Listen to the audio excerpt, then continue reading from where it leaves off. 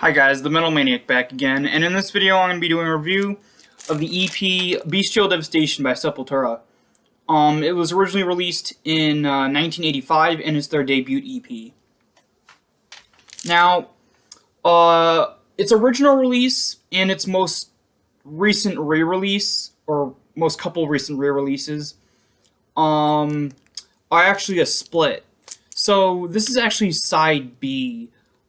This EP was originally released alongside the debut EP by the band Overdose, it's in Spanish, so I can't pronounce that, the name of the EP, but, yeah, so, yeah, this is a re-release, but it's also sort of, it combines the two EPs together again, because the first re-release, the first couple of re-releases was just the Sepultura EP, whereas the original and then this most recent re-release have the combo again of the two different EPs. Anyway, I will be reviewing the EP by Overdose at some point in the future. I don't know when though. But as for this video, I'm just gonna focus on Bestial Devastation. So before I get into the songs, I'm gonna name off the band members really quick. Hold on.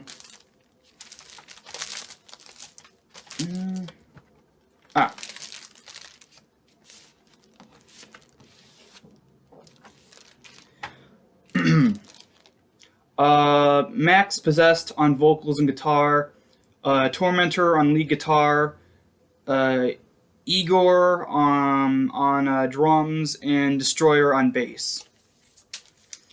So the EP opens up with it's not really an opening track. It's sort of an opening, I guess, intro, I guess. So it's sort of a spoken word intro where actually I'm gonna for reference I'm gonna pull out the lyric sheet again. Hold on. The opening intro track is, again, just basically a spoken word thing, but done in a very sort of almost death metal-esque kind of way. Let's see. It says, "The curse is launched. Beware the Lord of Death. Declared war." Sorry, it's very hard to read because just the way the font is. Anyway. Oh yeah. "The curse is launched. Beware the Lord of Death. Declared the war. Satanus is invoked to destroy and command the bestial devastation." As you can see, all the lyrics are in this really odd font that's hard to read at times.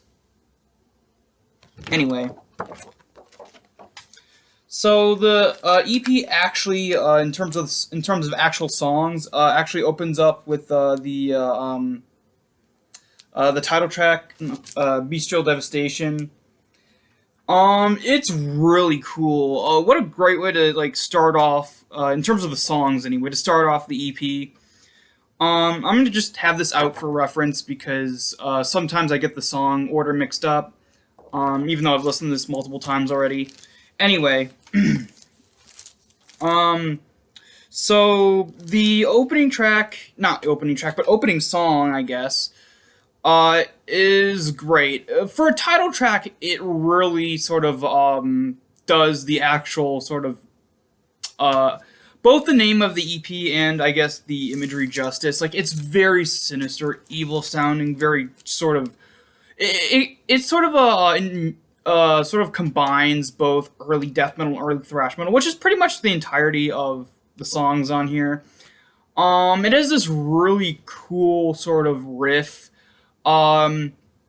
especially near the mid part of the song. It's just very cool, very down-tuned, but also it just has a very evil, sort of sinister weight to it, I guess, is sort of how I can describe it. And then it also has a really cool sort of chaotic solo that the riff leads up to. And then the drumming's great as well. And then, of course, Max Possessed vocals are also really good. They're sort of very early death metal vocals where there's kind of still they still have sort of a thrash metal sound to it, like but a but very sort of more growly, sort of raspy sort of thrash metal, but very close to being early death metal type vocals. But yeah. Next up is the song Antichrist, not to be confused with the Slayer song Antichrist. This one is also really good. The only issue I have with this one, now it's not really an issue per se, but it happens to be my least favorite song on here. Now, I don't think it's a bad song. In fact, I do enjoy it, but to me, it just feels the lesser of the. How many songs are on here again? Lesser of the four songs. It just at times sort of blends in with the rest of the EP. There's a wild and chaotic solo in it that now each solo on these for the most part are pretty much more sort of Kerry King thrash metal wild solo kind of thing. They're not all like the whammy bar based solos and stuff, but they are still very chaotic. But other than they do stand out. They're different. They're distinct from each other, but they are that. All of them are that. Most of them are that type of solo. But other than that, the song really doesn't quite stand out on its own that much. It really sort of relies on a sort of a riff that's distinct yet not actually that memorable.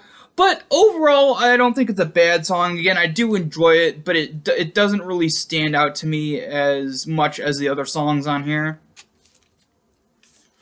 The next song is called Necromancer, which is another great song. This one has, again, sort of the same sort of formula of really cool sort of menacing lead riff and stuff like that, and it changes from time to time, which builds and builds up to a awesome chaotic guitar solo. Again, drums, vocals, and bass are great as well.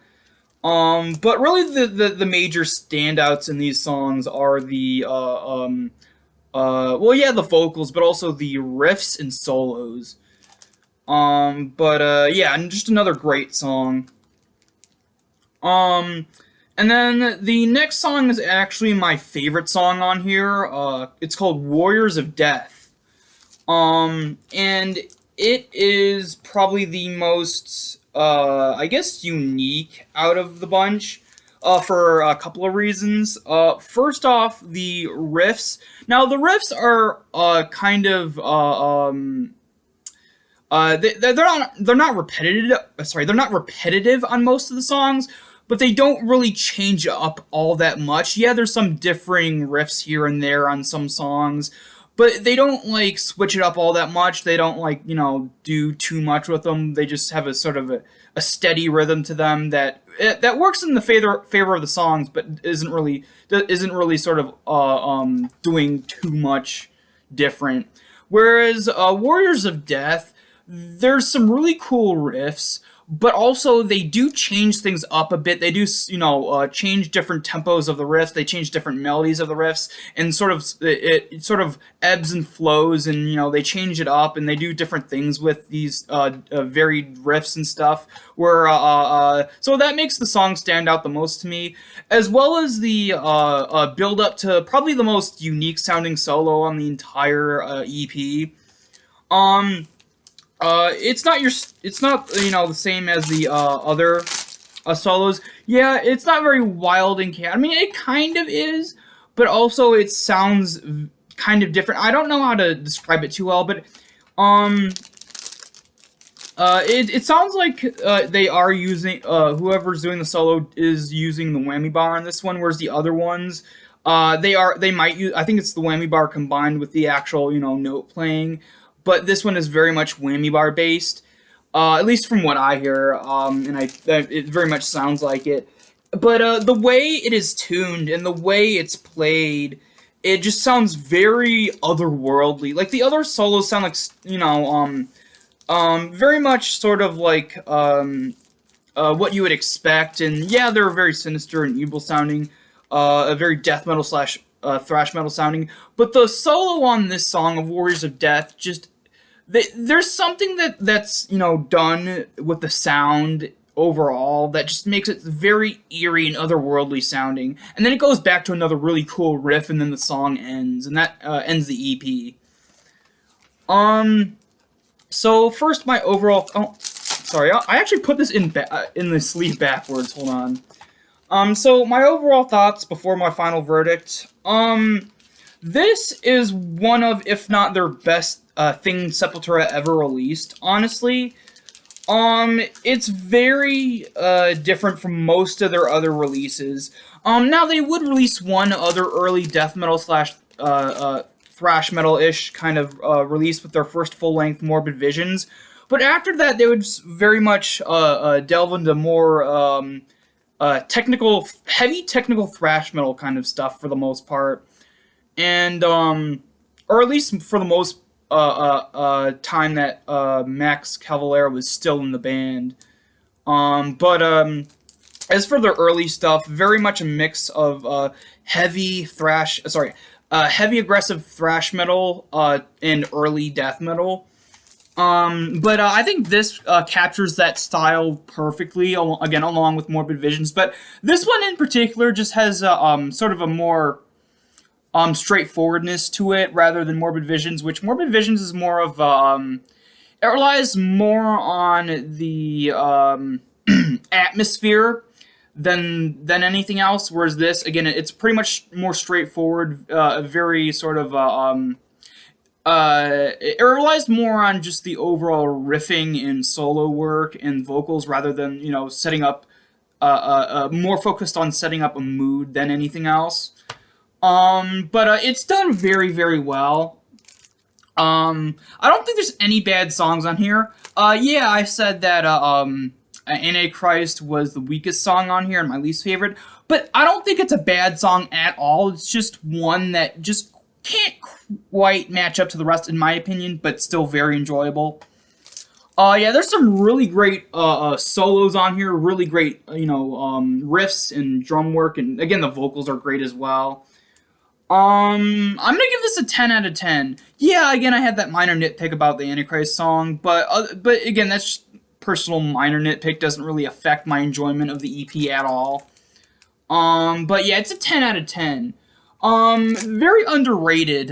Most people just ignore this one as well as ignoring Morbid Visions and just sort of, and even the other album that came out right after that, Schizophrenia. People mainly just focused on what's the album? Beneath the Remains onwards, that album going forwards, and just sort of overlooked their very early stuff for some reason. But if you haven't heard this yet and haven't heard their early stuff, definitely check it out. It's definitely worth a listen. And I promise you guys, you won't be disappointed. It's just amazing, and yeah, this is an absolute 10 out of 10 in my opinion. Alright, so that's it for this video. Hope you guys enjoyed, and I will see you all next time.